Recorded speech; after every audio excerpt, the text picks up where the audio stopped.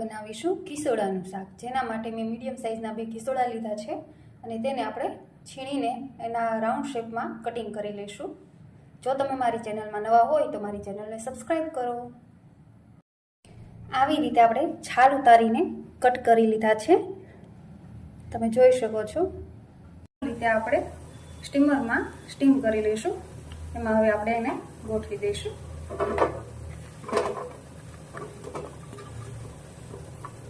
સારી રીતે ફેલાવી લેવાના છે, જેથી બધા સારી રીતે બફાઈ જાય।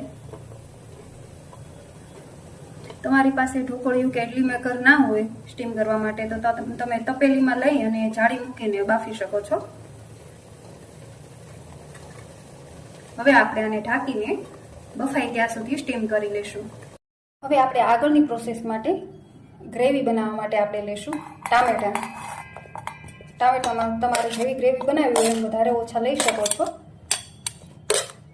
ત્યારબાદ આપણે મરચું લીધું છે,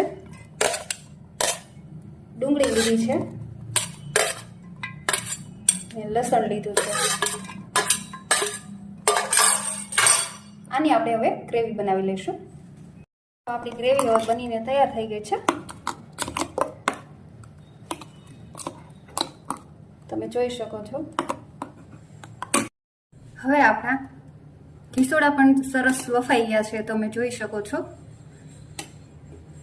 તો હવે આપણે એને ઢાંકણ ઢાંકી અને થોડી વાર જ્યાં સુધી ગ્રેવી ચડે ત્યાં સુધી આપણે એને રહેવા દઈશું। હવે આપણે ગ્રેવી માટેના વઘાર માટે તેલ લઈશું। હવે તેલ આપણું ગરમ થઈ ગયું છે, વઘાર માટે રાઈ નાખીશું, જીરું, ત્યારબાદ હિંગ નાખીશું,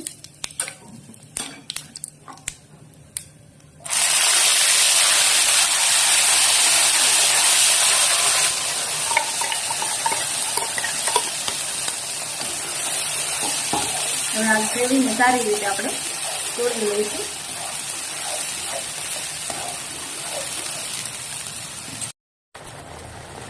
હવે આપણે ગ્રેવીમાં પાણી નાખીશું થોડું,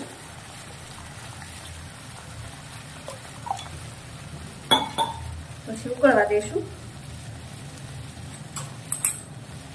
મસાલા નાખી દઈએ, આરે હળદર નાખીશું,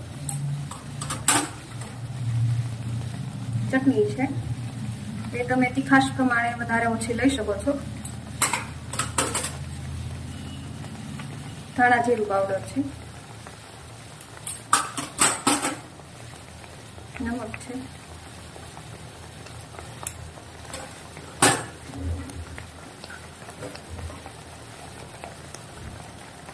થોડો ગરમ મસાલો,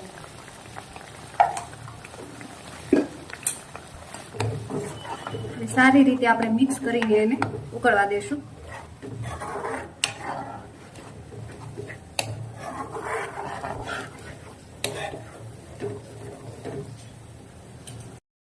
સારી રીતે હવે આપણા ઉકળી ગઈ છે ગ્રેવી।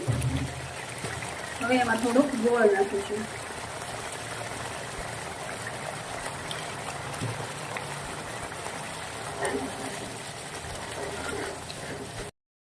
લીંબુનો રસ નાખીશું,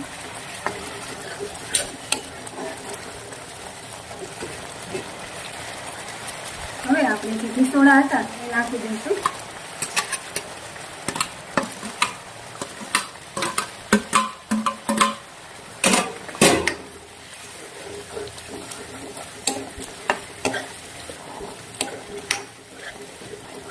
સારી રીતે મિક્સ કરીને આપણે એને 5 મિનિટ આપણે એને ચડવા દઈશું।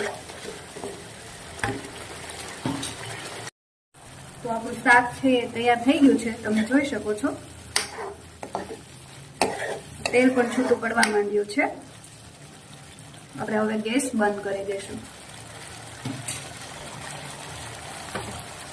અને ઉપરથી ધાણા ભાજી નાખી દઈશું।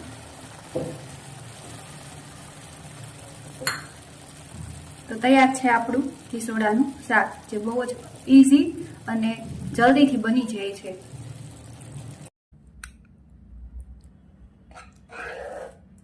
તૈયાર છે આપણું કિસોડાનું અલગ જ રીતે શાક, જે જલ્દીથી બની જાય છે અને સ્વાદિષ્ટ પણ લાગે છે।